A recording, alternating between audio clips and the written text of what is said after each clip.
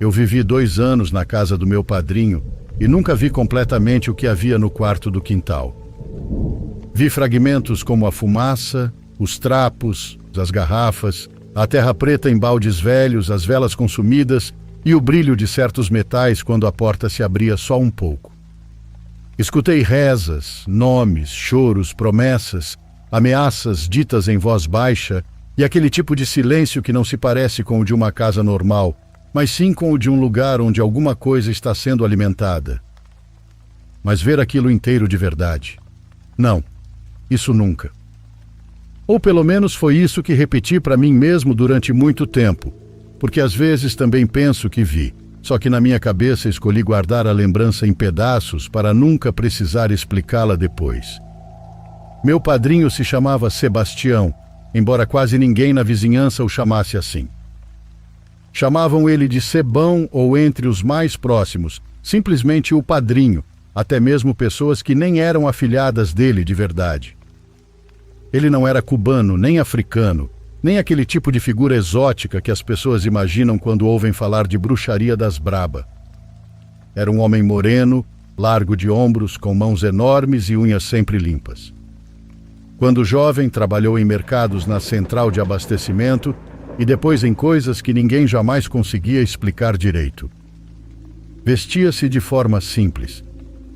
Calça escura, camisa lisa, sandálias dentro de casa e botas quando saía. Falava pouco, mas quando falava, todo mundo se calava. Acabei indo morar com ele porque minha mãe ficou doente e precisou viajar para se tratar com uma irmã dela. Meu pai já tinha sumido do mapa havia anos. Eu tinha 19 anos, trabalhava numa oficina e mal ganhava o suficiente para comer, então morar sozinho nem sequer era uma possibilidade. Minha mãe me deixou com Sebastião porque ele era compadre dela havia a vida toda.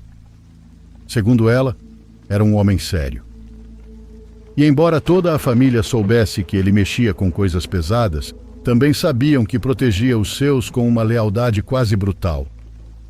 A casa ficava numa colônia velha da Zona Leste, em ruas estreitas e calçadas quebradas. Por fora não chamava a atenção. Fachada bege, janela com cortina marrom, portão de ferro preto e um pé de mamão meio morto se agarrando ao muro. Por dentro era outra coisa. Havia um corredor que levava a um quintal retangular, com tanque de lavar roupa, e no fundo o quarto. Diziam apenas lá atrás onde o padrinho trabalha, ou simplesmente o quarto. Mas desde a primeira noite em que dormi naquela casa, soube que não era um quarto qualquer. Não porque eu tivesse visto algo estranho, mas por causa do ritmo. A casa seguia horários que não obedeciam ao relógio normal. Durante o dia, podia parecer uma casa comum. Chegavam mulheres com crianças, homens com roupa de trabalho, cobradores, vendedores, sobrinhas indo buscar comida e vizinhos pedindo ferramentas. Mas quando anoitecia, o ambiente mudava. Sebão tomava banho, trocava de roupa, desligava a televisão e começavam a bater no portão pessoas que não vinham visitar. Vinham pedir. Foi a primeira coisa que entendi. Ninguém chegava ali por curiosidade. Chegavam destruídos, assustados, furiosos ou desesperados. Um homem cujo comércio tinha sido assaltado 3 vezes em 2 meses e jurava que tinham feito um trabalho contra ele. Uma mulher querendo proteger o filho porque ele estava envolvido com gente pesada. Um caminhoneiro que dizia ser perseguido pelo azar na estrada. Um rapaz ferido no orgulho porque a namorada o havia trocado por outro. Também apareceu uma senhora que queria devolver o mal a quem havia tomado sua casa com documentos falsos.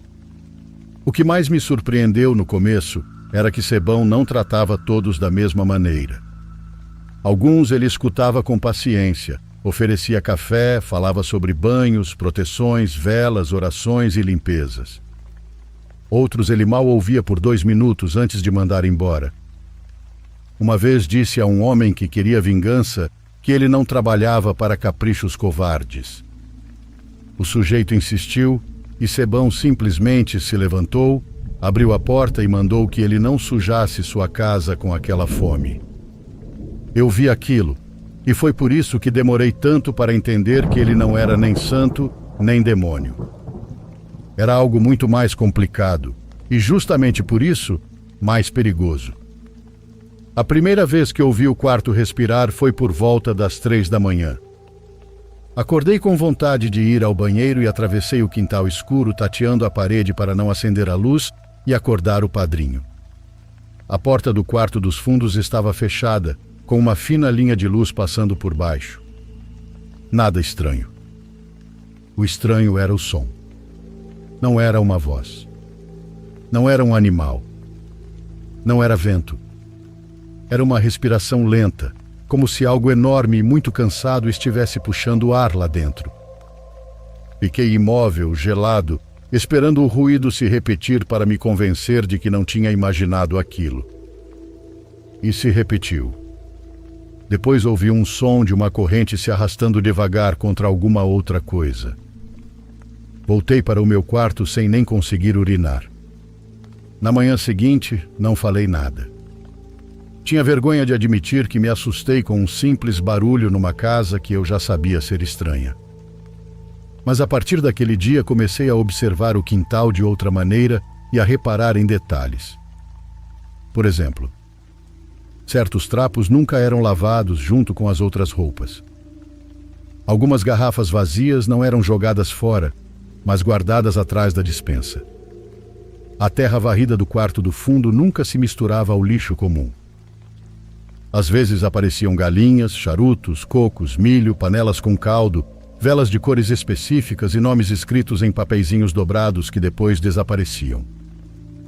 Eu não me metia, mas observava. E pouco a pouco fui entendendo o mapa moral daquela casa. As pessoas que chegavam buscando proteção saíam diferentes das que vinham pedir maldade. Parece frase pronta, mas não era. Os primeiros saíam aliviados. Às vezes chorando, às vezes com expressão de quem não compreendia tudo, mas agradecidos. Os outros saíam tensos, suando, carregando instruções como quem carrega uma arma embrulhada. Alguns iam embora em silêncio, outros insistiam em perguntar se ia ser forte. Se o outro iria sofrer. Se tal fulano voltaria de joelhos ou adoeceria. Esses eram os que mais me davam nojo. E também eram os que pareciam piorar a cada visita, porque sim, muitos voltavam. Essa foi outra coisa que aprendi. Quase ninguém aparecia apenas uma vez. Vinham pedir, depois voltavam para alimentar o pedido. Depois para reclamar. Depois para agradecer. E depois disso para piorar ainda mais a situação. O primeiro caso que me fez entender o preço real de tudo aquilo foi o de uma mulher chamada Irajara. Ela chegou com os 2 filhos pequenos, um pela mão e outro ainda na barriga. Queria proteção porque o marido batia nela e estava atrás dela depois que saiu de casa. Eu estava lavando peças do carro no quintal quando ela entrou. Sebão a deixou passar na mesma hora e fez um sinal para eu sair dali. Ainda consegui ouvir o suficiente para entender que o homem já tinha tentado invadir à força o lugar onde ela estava escondida e que havia ameaças sérias envolvidas. Naquela noite o padrinho trabalhou por horas. Eu não vi o que ele fez, mas vi a mulher sair com um embrulho pequeno amarrado em um pano branco, um copo com alguma coisa escura e uma expressão de cansaço que não parecia desespero. Era mais a cara de alguém que acabava de se comprometer com uma forma de sobreviver. Uma semana depois ela voltou. Não estava machucada, estava tremendo. Disse que o marido não tinha mais encostado nela e na verdade havia sumido por 2 dias. Mas agora ela sonhava com o morto. Não era um sonho isolado, era todas as noites. Ela o via de maneiras diferentes, com o corpo torto em posições impossíveis, sempre olhando fixamente para ela e culpando-a por cada desgraça. Sebão ouviu sem interromper e depois disse algo que eu não esperava. Falou para ela não confundir defesa com fome. Que se tinha pedido para aquilo parar, então o trabalho havia funcionado. Mas se agora estava desejando outra coisa lá no fundo, o mesmo trabalho começaria a obedecer também essa parte dela. Naquele momento eu não entendi tudo, mas uma ideia ficou muito clara na minha cabeça. Irajara deixou de aparecer. Meses depois soube por uma vizinha que o marido tinha ido embora do estado. Não morreu, não enlouqueceu. Simplesmente desapareceu da região. Se aquilo foi favor, ameaça ou coincidência, eu não sei. O outro extremo era gente como o Flávio Rivas.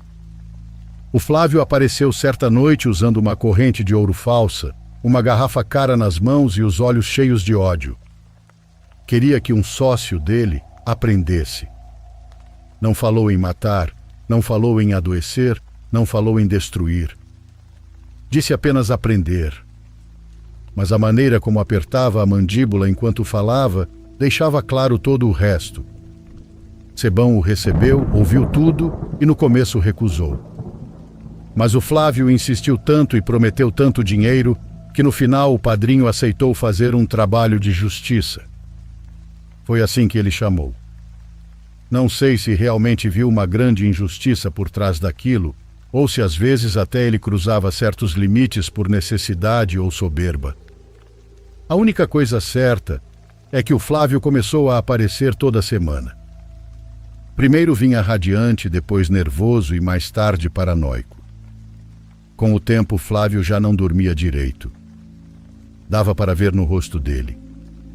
Ficava mais tempo no quintal, fumando sem parar. Perguntava se aquilo já estava cobrando o preço ou se ainda faltava alimentar. Se dava para reforçar o trabalho. Na terceira ou quarta vez, eu já sentia desconforto só de olhar para ele. O rosto parecia sugado, as unhas estavam todas roídas, e ele carregava um brilho febril de alguém que tinha colocado energia demais desejando o mal para outra pessoa. Numa madrugada, eu o vi sair do quarto dos fundos chorando. Não era um choro bonito. Era o choro de um homem grande que finalmente tinha sido atravessado por algo exatamente onde não sabia que ainda existia carne. Sebão saiu atrás dele e disse que ele não voltasse mais. Que o trabalho tinha se virado contra ele porque havia mentido quando pediu ajuda. Não queria se defender, queria se sujar. 2 meses depois mataram o Flávio num bar. Não sei se teve relação com aquilo ou se era apenas o caminho inevitável da vida que levava. Mas todos na casa souberam da morte, e ninguém voltou a mencionar o nome dele perto do quarto. O medo começou a crescer em mim devagar. Não por sombras nem coisas se mexendo, mas por conviver com a certeza de que o quintal daquela casa era um lugar onde muita gente ia despejar o pior de si. O ressentimento, o desespero, a culpa, a ambição, a humilhação. E Sebão, de uma forma que demorei muito para compreender, funcionava como um filtro. Nem sempre conseguia, nem sempre queria, mas filtrava. Também vi isso quando vieram por minha mãe. Não minha mãe biológica, mas a madrinha, esposa de Sebão, a quem todos nós chamávamos de mãe desde pequenos. Numa noite ela começou a passar muito mal. Suor frio, olhar perdido e as mãos tremendo sem parar. Dizia que sentia alguma coisa caminhando pelas costas. Eu quis levá-la imediatamente ao hospital e o padrinho concordou. Mas antes entrou no quarto e saiu com um colar de contas e uma garrafa com um líquido escuro. Molhou a nuca dela, passou o colar pelo peito e então a colocamos no carro. Ela era diabética. Estava sofrendo uma descompensação forte e o médico explicou tudo. Mas quando voltamos para casa, Sebão se trancou sozinho lá nos fundos por mais de 2 horas. Quando saiu, sentou na cozinha e pela primeira vez falou diretamente comigo sobre o quarto. Disse que aquilo não era brincadeira nem espetáculo para impressionar ninguém. Que ali se defendia, se perguntava, se trabalhava e às vezes se cobrava também. Mas que gente idiota sempre acreditava que a coisa mais valiosa era machucar os outros. E que o problema de causar dano não era apenas o que se fazia ao outro, mas o caminho que aquilo abria dentro de você para conseguir sustentar esse ódio. Então eu perguntei, misturando medo e raiva, por que ele continuava deixando tanta gente entrar naquele lugar se sabia de tudo isso. Ele respondeu com outra pergunta. Você prefere que toda essa gente quebrada e perigosa leve isso para outros lugares sem nenhum controle? Eu não tive resposta. A história ficou realmente trágica por causa de um rapaz chamado Thomas. Thomas devia ter uns 24 ou 25 anos. Era magro e muito bem vestido para os padrões da colônia. Era daqueles que claramente nunca passaram fome, mas também sem ostentação. Chegou por causa de uma mulher, e isso já me deixou desconfortável de imediato, porque os piores casos quase sempre começavam assim. Dizia que não conseguia esquecê-la, que ela tinha ido embora com outro homem e o deixado como um ridículo. Falava que a única coisa que queria era trazê-la de volta para que ela reconhecesse o erro que havia cometido. Sebão recusou 2 vezes. Disse que não trabalhava com caprichos. Mas Thomas voltou uma 3ª vez, dessa vez acompanhado da mãe. A mulher chorou, falou sobre a depressão do filho, contou que ele mal comia, passava os dias olhando fotos da ex e que a família temia que ele acabasse fazendo alguma loucura. Foi nessa ocasião que o padrinho aceitou. Eu nunca soube exatamente o que ele fez, porque sei apenas que pediu coisas íntimas dos dois e impôs uma disciplina obsessiva de rezas, banhos e oferendas. Também o advertiu de que se pedisse para ela voltaria carregando tudo o que tivesse consigo. Thomas disse que faria qualquer coisa. E a mulher voltou. Não como nos filmes, arrastando-se ou dizendo estar enfeitiçada. Voltou ligando, mandando mensagens e aparecendo nos lugares onde sabia que ele estaria. Voltou tomada por uma necessidade doentia. Em pouco tempo já vivia praticamente dentro do apartamento dele. Thomas retornou ao quarto do quintal para agradecer. Levou dinheiro, flores e cigarros, além de uma alegria nervosa que me embrulhava o estômago. Ele não parecia feliz, parecia espantado com o peso que a própria vontade tinha alcançado. E pior ainda, parecia orgulhoso. 1 mês depois voltou novamente, mas estava acabado. A mulher não o deixava sozinho em momento algum. Esperava por ele na saída do trabalho e ligava centenas de vezes por dia. Entrava no banheiro enquanto ele tomava banho. Revistava suas roupas, o celular e o lixo. Se ele demorasse para responder, ela se descontrolava de maneira feroz.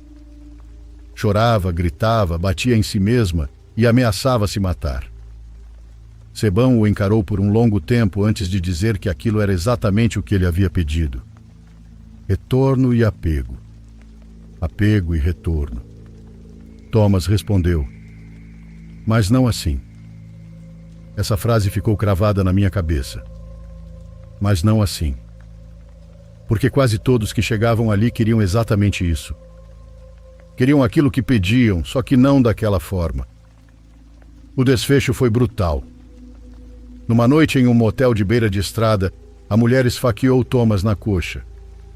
Depois tentou cortar os próprios pulsos.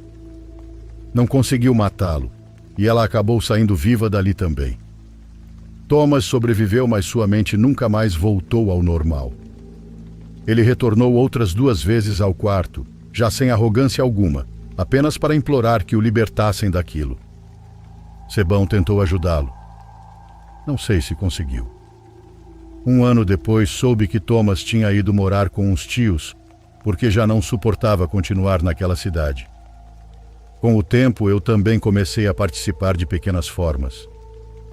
Passei a varrer o quintal com água de certas ervas, a comprar velas sem perguntar para quê, a levar pacotes fechados até o rio ou até a barranca, a ficar sentado do lado de fora do quarto enquanto Sebão trabalhava, caso alguém saísse dali passando mal. Ele nunca me deixou entrar. Nunca disse: venha aprender. E eu também nunca pedi. O respeito que eu sentia por ele vinha misturado com medo. A noite em que o vi derrotado foi a última em que dormi naquela casa. Uma mulher jovem tinha ido pedir proteção para o filho, um rapaz envolvido com cobradores, dívidas e problemas ligados ao tráfico. Ela não buscava dinheiro nem vingança, só queria que o filho não fosse levado antes da hora. Sebão trabalhou para ela e a despediu já perto do amanhecer. Eu fiquei no quintal recolhendo copos e cera derretida quando ele saiu do quarto. Parecia velho, não cansado. Velho. Sentou-se na cadeira de plástico ao lado do tanque e ficou olhando para a terra. Criei coragem para fazer uma pergunta que vinha engolindo havia meses. Se realmente valia a pena continuar fazendo aquilo. Ele demorou muito para responder. Depois disse que no começo acreditava que podia colocar ordem em certas coisas, conter outras e usar a força do quarto apenas para defesa e equilíbrio. Mas as pessoas não chegam pedindo equilíbrio. Chegam querendo torcer alguma coisa. E cada vez que ele aceitava mais do que devia, o quarto cobrava o preço dentro da própria casa, no corpo e nos sonhos. Eu sinceramente nunca soube o que responder. Naquela madrugada, antes de ir me deitar, passei pelo pátio enquanto o céu já começava a clarear. A porta do quarto estava entreaberta e lá dentro eu não conseguia enxergar muita coisa.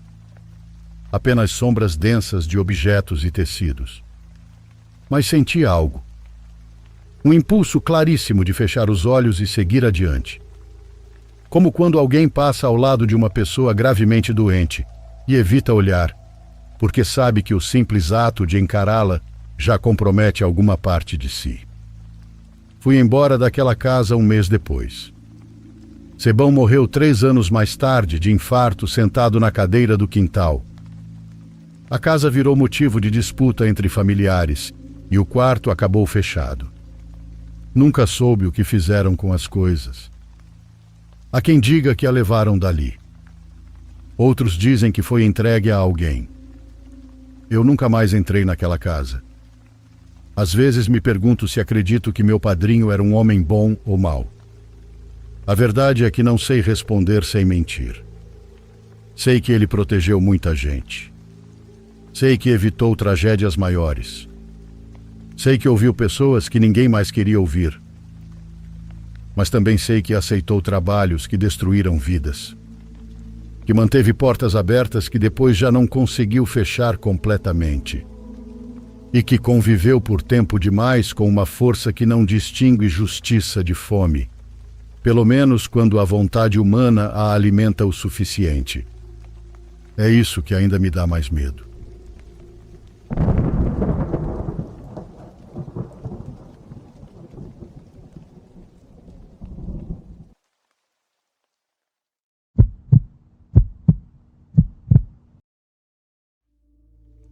Minha experiência aconteceu há 3 anos, em uma pequena cidade chamada Guaraniaçu, onde minha avó mora. Precisei ir passar um tempo com ela por conta de um problema de saúde, para lhe fazer companhia. No dia em que cheguei, fiquei hospedada no quarto que um dia pertenceu ao meu falecido avô. Mais especificamente onde ele passou os últimos dias de vida. Ele morreu quando eu tinha apenas 1 mês de idade e vale ressaltar que aquele quarto nunca me causou medo ou ansiedade, mesmo sabendo que havia sido seu último lugar de descanso. Chegou a noite e com ela a hora de dormir. Foi então que percebi que a única iluminação que teria, caso precisasse, vinha de uma série de luzes coloridas piscando ao redor de 2 grandes imagens religiosas posicionadas em frente à cama. Em poucos minutos acabei pegando no sono, apesar de estar em um lugar diferente do habitual. Até que no meio da noite despertei assustada, tomada por uma sensação de medo misturada com angústia. Eu estava tendo uma paralisia do sono. Aquilo já tinha acontecido comigo outras vezes, mas não o suficiente para que eu soubesse como reagir. Então me limitei a lutar contra meu próprio corpo até conseguir abrir um pouco os olhos. Foi nesse momento que vi uma silhueta. A silhueta de um homem alto, usando um chapéu grande. Fiquei paralisada por alguns segundos. Não sei exatamente quanto tempo fiquei olhando para aquela sombra sem traços definidos, mas cuja presença transmitia um olhar penetrante fixado em mim. Enquanto isso, as luzes piscavam atrás dele. Quando consegui reagir, ainda sem poder me mover, fechei os olhos e tentei rezar com todas as minhas forças. Mas era inútil. Eu não conseguia lembrar nenhuma oração completa. Pai nosso que estais no céu, livrai-nos. Não, não era assim. Pai nosso que estais no céu. Eu tentava repetidas vezes, mas por mais esforço que fizesse, não conseguia lembrar uma única oração inteira. Senti lágrimas escorrendo dos meus olhos por causa da frustração, até que de repente a paralisia começou a passar lentamente. Assim que consegui me mover, sentei na cama, ainda sem coragem de abrir os olhos, com medo de vê-lo outra vez. Ou pior, de perceber que estava mais perto de mim. E foi nesse estado de desespero que ouvi tudo o que estava na cozinha sendo violentamente arremessado ao chão, o que aumentou ainda mais meu medo. Abri os olhos com receio e me encontrei sozinha no quarto. Mesmo apavorada, saí correndo em direção ao quarto da minha avó, preocupada que algo pudesse ter acontecido com ela. Mas a encontrei dormindo tranquilamente. Na cozinha, tudo estava completamente intacto. Não consegui voltar a dormir e permaneci acordada até amanhecer. No dia seguinte, meu tio apareceu para visitar minha avó e, em tom de brincadeira, perguntou: "E aí? Como você dormiu?" Contei a ele tudo o que tinha acontecido e ele apenas respondeu: "Ah, então ele apareceu para você também." Intrigada, perguntei a quem ele se referia, e foi então que ele me contou que até pouco tempo antes, sua esposa era quem fazia companhia para minha avó e dormia naquele mesmo quarto. Um quarto onde ela escutava sussurros, batidas nas paredes, conversas e até ruídos vindos da casa ao lado. Não se assuste, minha filha. Deve ter sido seu avô querendo te conhecer. Nos últimos dias dele, ele não pôde te ver. Você ainda era recém-nascida e ele já não enxergava. As palavras do meu tio me acalmaram, e durante muito tempo pensei que realmente tivesse sido meu avô apenas querendo me conhecer. Os dias seguintes foram acompanhados apenas por ruídos vindos da casa vizinha, como se estivessem arrastando móveis, e às vezes, quando eu não conseguia dormir, escutava vozes baixas conversando. Mas nunca mais vi meu avô. Só que preciso dizer que recentemente comecei a mudar essa ideia. Meu avô não usava chapéu. E lembrando da silhueta que vi naquela noite, percebi que ela não se parecia em nada com ele. Pelo menos não com a imagem que conheço através de tantas fotografias. Também li alguns relatos parecidos que vocês compartilharam, envolvendo uma entidade muito semelhante. Se alguém aqui souber algo sobre isso ou puder me ajudar a entender o que pode ter acontecido, eu agradeceria muito. Muito obrigada por me ouvirem.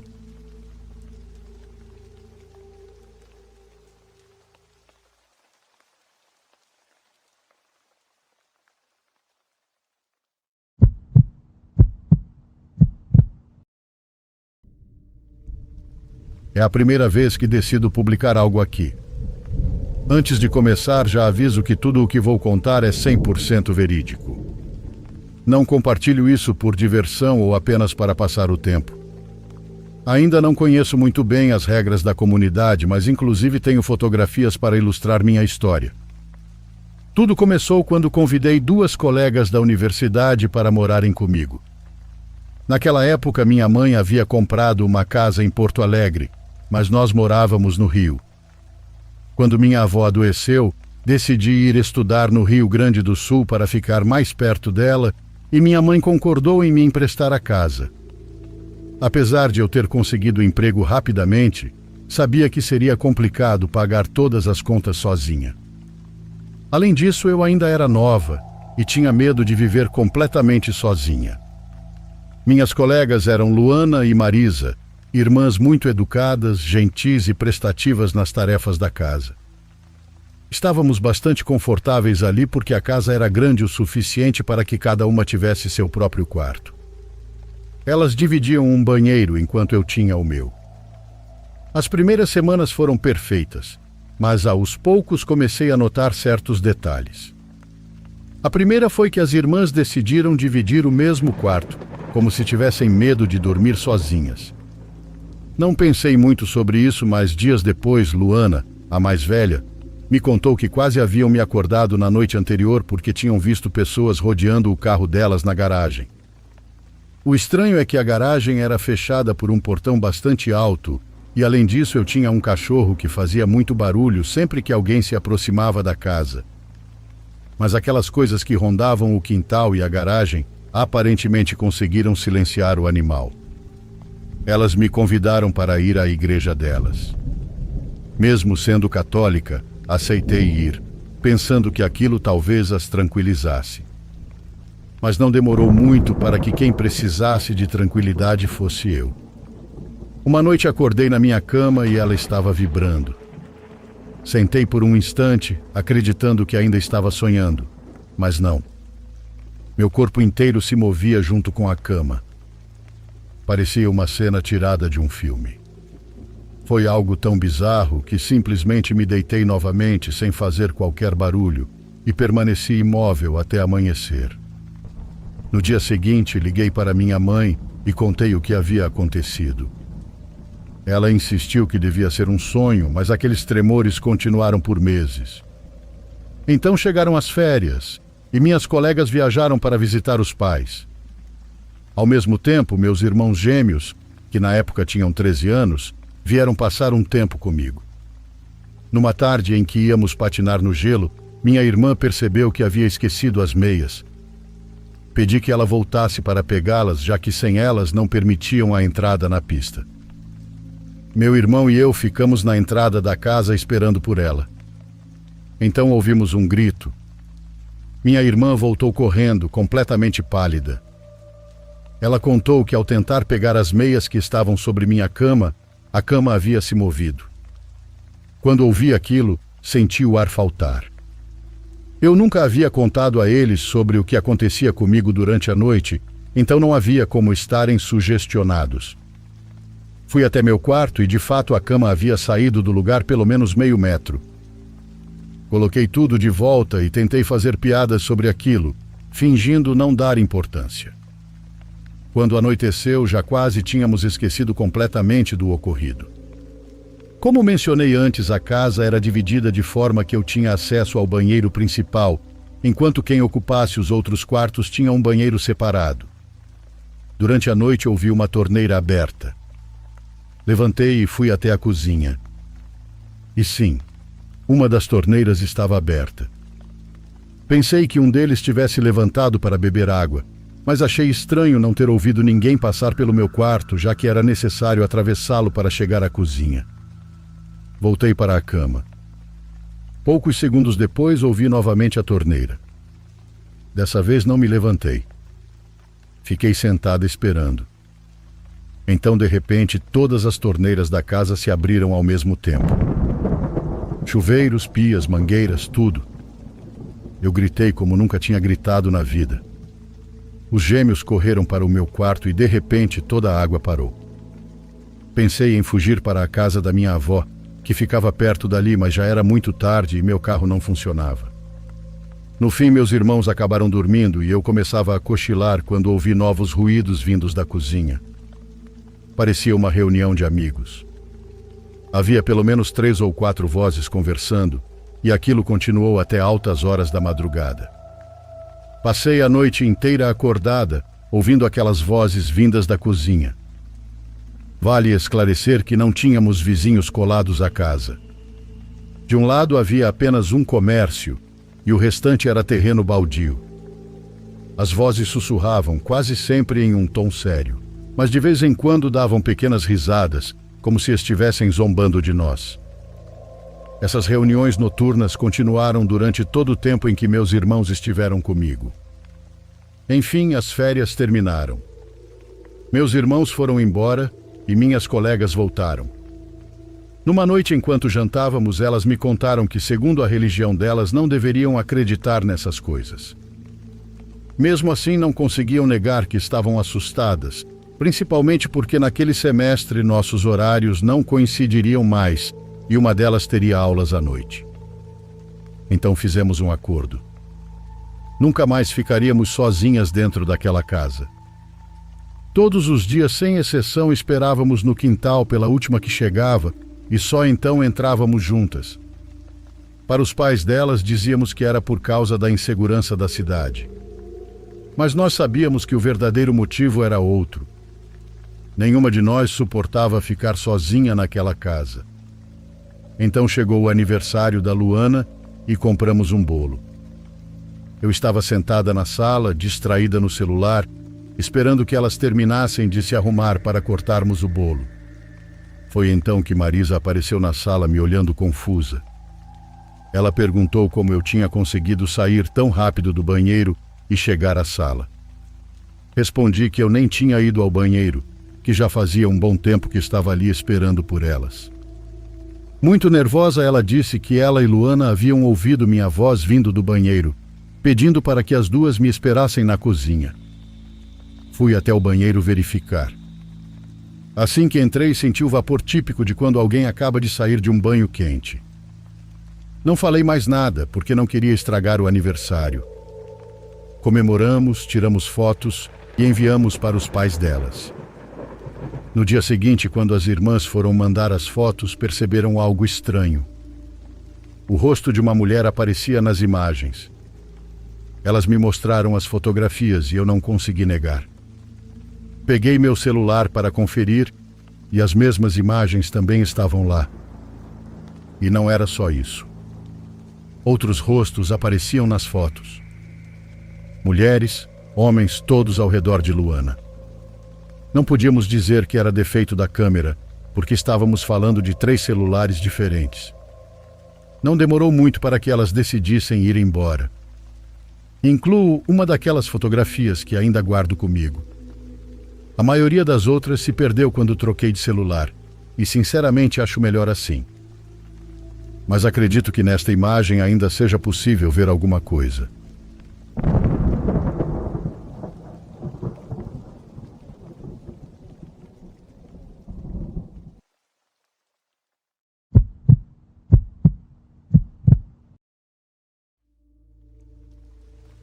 2022 foi um ano que sempre vou lembrar, e não exatamente pelos momentos felizes.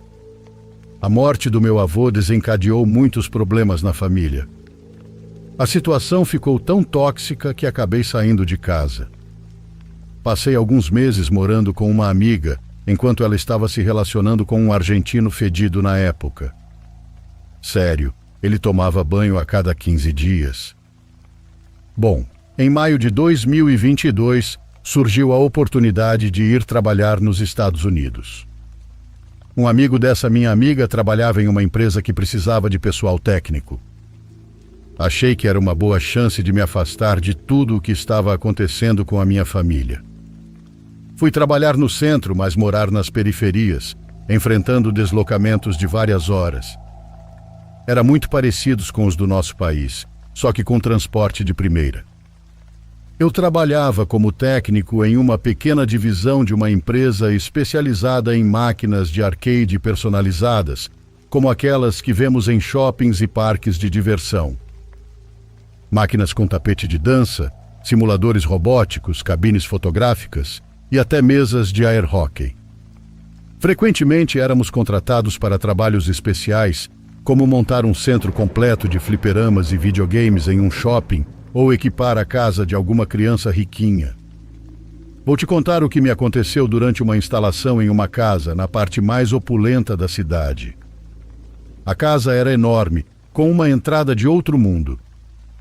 Havia um grande vestíbulo, iluminado por um lustre pendente que refletia sobre um piso de madeira. A casa estava em reforma, mas havia funcionários limpando constantemente.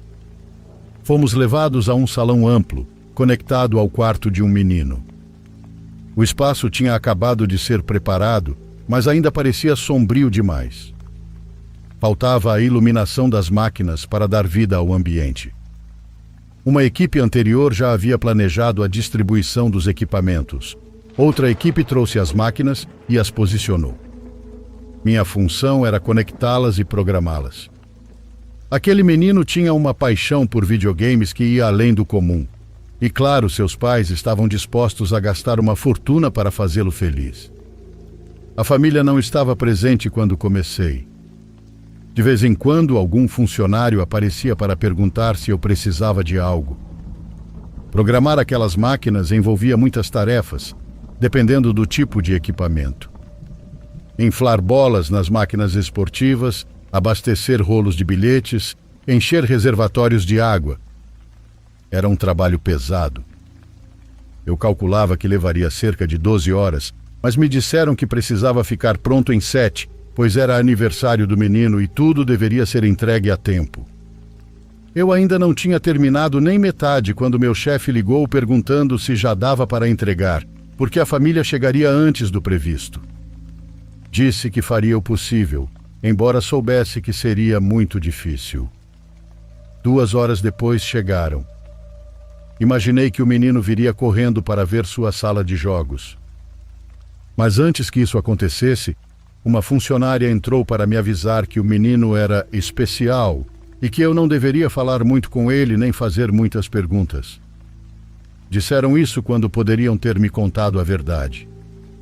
Quando poderiam ter me preparado para o susto que eu levaria ao vê-lo. Sem fazer barulho, o menino entrou na sala. Eu nem percebi. De repente virei e o vi sentado em um jogo de motocicleta diante de uma tela grande. Levei um susto. Não por causa dele em si, mas porque apareceu do nada, sem que eu tivesse visto quem o colocou ali. E isso é importante. Quando olhei para ele, não pensei que fosse o menino para quem eu estava montando a sala de jogos. Não pensei porque aquilo não era um menino. Era um boneco. Pouco depois, uma das babás entrou, falou com ele e o levou pela mão. Eu vi o boneco sair caminhando com ela, mas naquele momento isso não me surpreendeu. Foi como se eu não tivesse prestado atenção suficiente. Eu estava com pressa, concentrado no trabalho, e não dei o devido peso ao que tinha acabado de acontecer. Mas, minutos depois, o boneco voltou a me surpreender. Lá estava ele novamente sentado no chão, olhando diretamente para mim como se alguém o tivesse colocado ali para me observar trabalhando. Dessa vez estava mais perto e pude vê-lo melhor. Sua aparência era tão realista que seria perturbadora para qualquer pessoa que não soubesse exatamente o que estava vendo. O cabelo era, sem dúvida, real, como se tivesse sido cortado de uma criança de verdade. Os olhos grandes e vítreos pareciam carregar uma vida que não deveria existir em um simples boneco. A pele de tecido era cheia de detalhes quase perturbadores. As imperfeições eram tão realistas que davam a impressão de que a pele de uma criança havia sido transferida para aquela figura de forma grotesca. Voltei ao trabalho, mas já não estava concentrado. O que é isso? Será que esse é o filho dos donos da casa? Eu tentava retomar o foco quando, de repente, pelo canto do olho, vi algo que me fez gelar. O boneco se moveu. Primeiro mexeu a cabeça, depois as mãos. Seus dedos se contraíam como se fosse de uma pessoa real. Não minto quando digo que aquilo estava me dando dor de barriga de nervoso. Ele vestia uma réplica perfeita da roupa de uma criança real. Shorts, meias, sapatos novos e um suéter de lã feito à mão. Senti um suor frio escorrer pelas costas quando ele se levantou e começou a andar. O mais assustador era que não havia nenhum mecanismo visível. Não havia como aquilo ser um robô. Cada passo era perfeito demais. Ele se movia como se fosse guiado por uma força invisível. As costuras eram impecáveis, e o interior parecia ser apenas algodão e pano, sem qualquer sinal de dispositivos que explicassem seus movimentos. Achei que ele vinha na minha direção, mas não. Logo mudou o rumo. Fiquei paralisado, incapaz de compreender o que estava vendo. Em certo momento, passou ao meu lado. À medida que se movia, parecia que seu olhar te acompanhava, como se estivesse consciente da sua presença. como se estivesse te observando com uma atenção perturbadora. Era impossível acreditar que não havia ninguém dentro daquele boneco. Pela segunda vez, a babá entrou para buscá-lo. Ela falava japonês. Eu tive vontade de perguntar o que era aquilo, ou melhor, quem era ele. Menos de 30 minutos depois, o menino voltou. Era como se estivesse consciente de que no início precisava evitar me assustar demais. Ele não parou. De vez em quando passava ao meu lado e sua simples presença me causava terror puro. Imagine um rosto sem expressão, uma face bordada quase perfeitamente em uma cabeça de pano. Imagine as pernas se movendo enquanto o tronco e os braços permanecem rígidos. Ele não emitia calor. Não ria. Era um objeto inerte, mas animado. Não sei se foi de propósito ou coincidência, mas em um momento aquilo caiu perto de mim. Pensei em ajudá-lo, embora só a ideia já me causasse arrepios. Segurei pelo ombro e pelo pescoço e confirmei que aquilo não tinha nenhum mecanismo oculto dentro dele. Fiz tudo o que tinha que fazer em menos de 30 minutos e sumi de lá. Ficou faltando coisas no trabalho, tomei xingo, mas não voltei àquela casa. Simplesmente não sei até hoje o que foi aquilo.